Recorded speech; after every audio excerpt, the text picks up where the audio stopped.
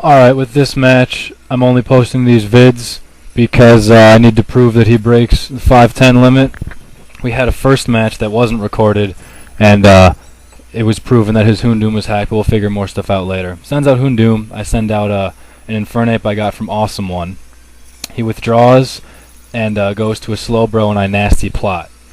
And so this is example number 1. Takes a Grass Knot. Now I know from watching his videos that what his HP and his defense is doing damage calcs. I did a damage calc with this Infernape, and it does more than what his HP has because of the damage calc. I know that, even with max special defense, which I know, according to his other videos, if it's true, he doesn't have. So there's example number 1. I sub up predicting a switch, and he doesn't switch, so I get hit with an Ice Beam, and that's that. So be it. I guess I probably shouldn't have predicted a switch, huh, considering it was in red. So this time I Spore up to allow me to set up and sweep as per usual. And still sleeping. And this time I'll set up a sub now to make extra sure that everything's going to be alright. Sleeps again for the second turn, and then here comes the Seed Bomb to finish it off. And it goes away. What he should have done was switch out using it as fodder, because now I can sleep whatever the hell comes in next. Excuse me. Let's see what he wants to bring out. Brings out a Calculator, a Swampert. Brings out Swampert to Breloom. Just think about that for a second, guys. Actually, you don't need to think about it because you can see it. Just absolute stupidity right there. Then he brings out another guy, weak to Breloom. Just great stuff going on. At least he breaks the sub, so he's not totally useless, but whatever. And he dies again as well. Now a Garchomp comes in, and finally, unfortunately, I have to leave. So I go to a Shedinja. He uses Outrage, so I block it. And then I use Protect to make sure he doesn't have a fire move, but he does. And predicting, obviously, the Outrage coming again, since he's not Scarfed, I use Will-O-Wisp, as per usual. As expected, he went with Outrage again. Now I Protect for a little bit more of burn stalling. He uses Outrage yet again.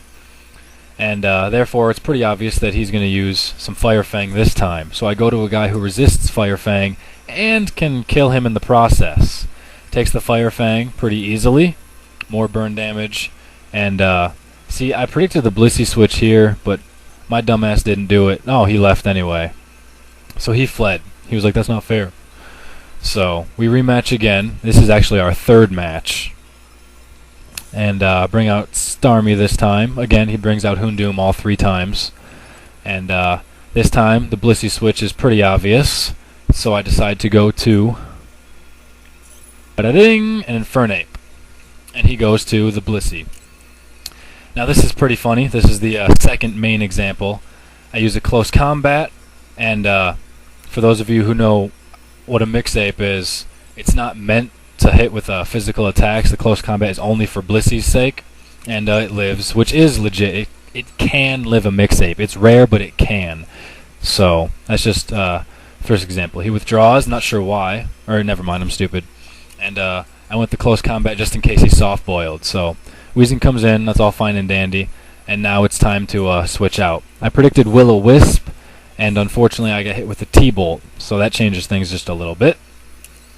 And he thinks about this one for a long time, but my decision was pretty easy.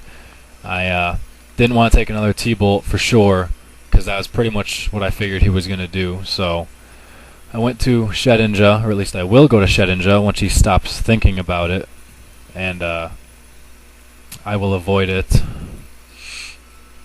La la la la la la la. A lot of Weezings carry Flamethrower, but very few carry both Flamethrower and Thunderbolt. So, oh, he didn't even T-Bolt. He just went straight out to Blissey. It was a good thought, I should say. And here's the second example. Remember how it lived the close combat? Well, it can only live the close combat if it has max HP and maximum defense. But it can't outspeed Shedinja unless it has 200 or more EVs in speed. Shedinja has 179 speed. Blissey does not have anywhere near 179 speed. So there's no way he can be that high in all 3 stats to live it. It doesn't happen. So that's the second perfect example of hacking. just to make sure it wasn't a speed tie, I decided to hang in for a couple more turns. And I don't know, I mean, it didn't really matter why I decided to do that, but at this point in real life, actually, this is when I was doing the damage calcs with the Slowbro, with the Houndoom in the unrecorded match, and then with the Blissey to find out his speed. That's where I figured out he was hacking. He uses over 510 EVs. He's some 11-year-old kid who doesn't know how to play Pokemon, and he just battles complete noobs. It's pretty funny, actually. You shouldn't watch him, though. And, yeah, just avoid him at all costs. Thanks. Peace.